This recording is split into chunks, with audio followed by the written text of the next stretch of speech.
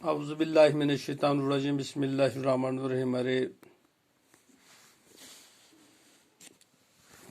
ششم یعنی چھٹی جماعت کے بچوں السلام علیکم ورحمۃ اللہ وبرکاتہ۔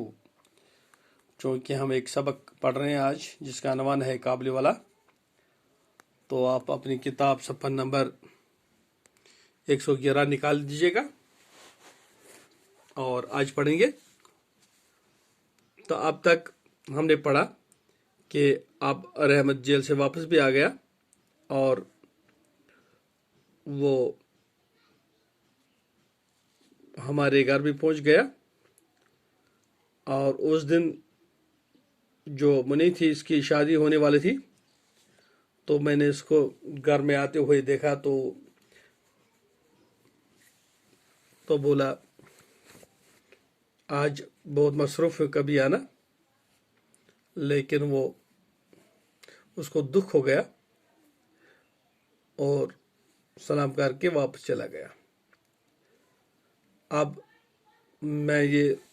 جب میں اس رحمت کی حالت دیکھ کر میں اداس ہوا کہ اس کو بلا لوں، لیکن وہ خود واپس آ گیا اور کچھ کشمش بادام منی کے لیے لایا۔ میں نے اس کو اس کی قیمت ادا کرنی چاہیے، لیکن اس نے بولا کہ میں سودا بیچنے نہیں آیا تھا، کہ میری بھی ایک منی جیسی بیٹی ہے، تو اس لیے میں اس کو میوہ لیتا تھا اور میں اس لیے لیتا تھا۔ اس نے اپنے کرتے سے اندر سے ایک میلے کاغذ کے پڑیا نکالے جس میں اس کی بیٹی کی تصویر لگی ہوئی تھی۔ تو آج اسے آگے پڑھیں گے۔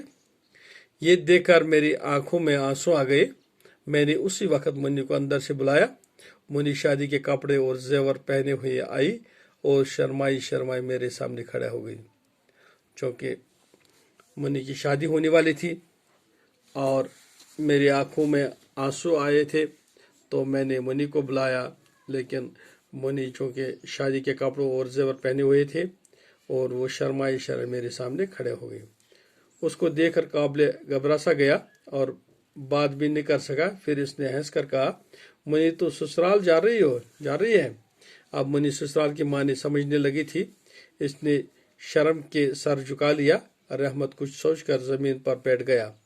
اس کو یکا یک احساس ہوا کہ اس کی بیٹی بھی اتنے دنوں میں بڑی ہو گئی ہوگی۔ ان 8 برسوں میں اس کا کیا ہوا کون جانے، وہ اس کی یاد میں کھو گیا۔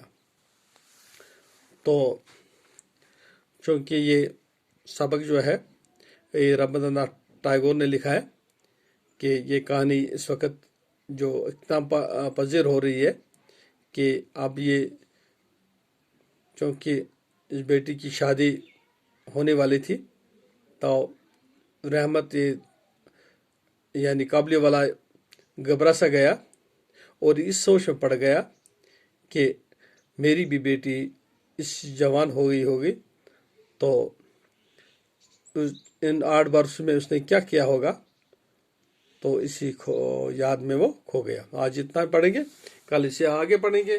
جب تک کے لیے خدا حافظ۔ السلام علیکم ورحمۃ اللہ وبرکاتہ۔